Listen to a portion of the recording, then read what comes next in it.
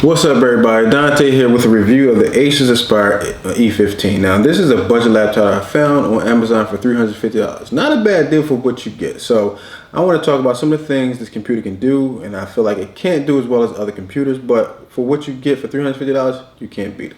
First, let me start off with the specs. Now, it comes with an Intel Core i3 clocked in at 2.3 gigahertz, 4 gigs of RAM, Intel HD 620 graphics card, and a terabyte hard drive clocked in at 5400 RPMs. Now that's slow as far as a hard drive, so I definitely recommend switching it out for SSD and putting some more RAM into this computer, around like 8 gigs. It comes with 4, but you could put as much as you want, but I say put about 8, maybe even 12 if you feel comfortable with that. So this is not a powerhouse of a computer. This is pretty much, like I said, a budget laptop where you can just check emails. You could do some video editing, some photo manipulations and things like that with this computer, but it's going to be a little slow process, but that's okay. Like I said, if you upgrade the RAM, change the hard drive with SSD, it'll make it a little bit faster. But you know, overall, this is not like a high-end graphics designer type laptop where you can just do all kinds of stuff. You can do it, but it's just going to be, you know what I mean, a little longer process. Like I was saying, this is a $350 laptop. For what you get, you can't beat this deal. Now, one of the things that interested me in this laptop,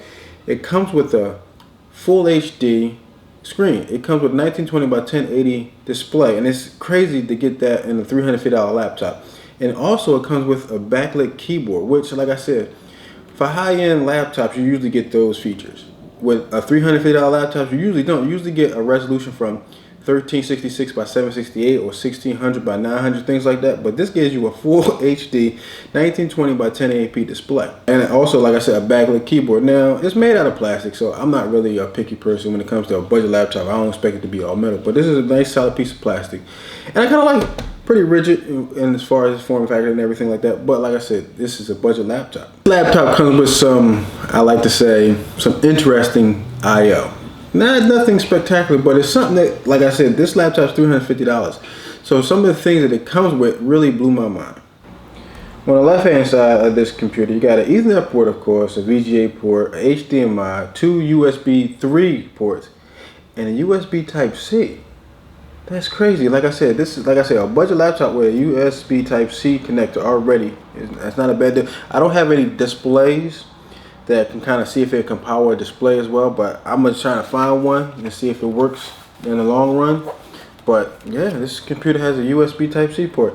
And on the other side, you had a headphone jack, another USB port, and a power adapter.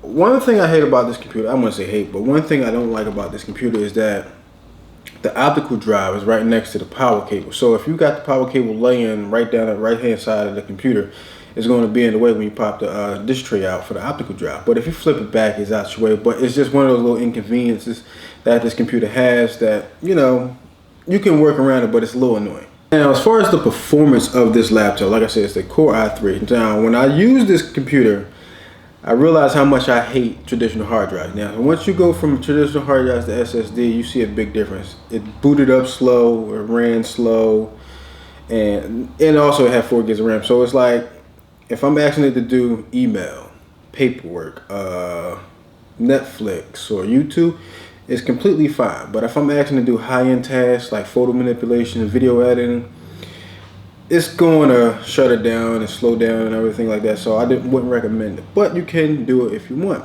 And the keyboard on this laptop feels pretty comfortable. Like, I'm not a perfect typer. I'm not a great typer at any means necessary, but overall, I've been using a lot of keyboards, a lot of wireless keyboards, laptop keyboards. And I could say this one feels a little comfortable as far as on my fingertips. So like I said, when it comes to typing, I'm not the best, but it's a very comfortable keyboard.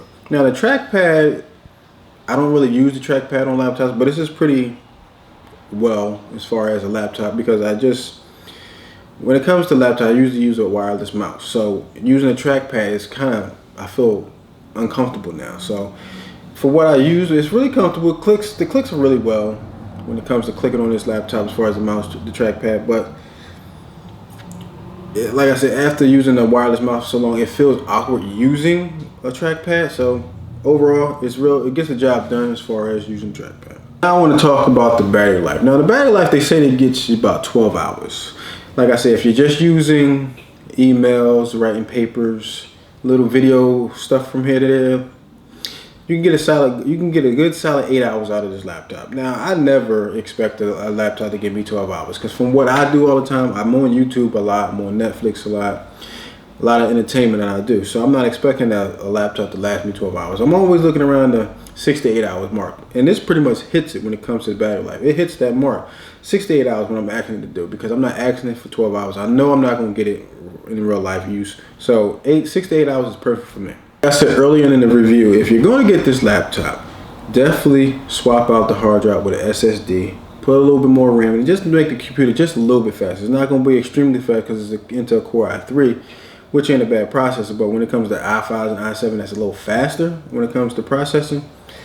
You can know what you get with the Core i3. But overall, this laptop, you can't beat it in my opinion. For 350 bucks, you got a 1920 by 1080p display, has full HD, a backlit keyboard, comfortable keyboard, nice trackpad, has USB Type-C, and it has, you know, other I/O that you need from time to time, SD card slot, optical drive if you need it. So, but like I said, the processor is the only thing that's going to really hold this computer back. But for $350, you can't get this no better offer on Amazon, in my opinion. Now, this is the best laptop you can get for $350, in my opinion. I definitely recommend a budget laptop in your arsenal if you want, like I said, a computer that can just everyday use. You know, not high-end stuff, graphic design, video editing. Wouldn't recommend that for this. But like everyday use, this is perfect for you. But thank you guys for watching. Post your comments down below. Let me know what you think about this Acer Aspire E15 laptop. And if you have any ideas or suggestions, anything else that I can do with this computer that I haven't mentioned, put it in the comments section. Thank you guys once again for watching. Hope you enjoy. Stay tuned for more videos, and see you guys in the next video.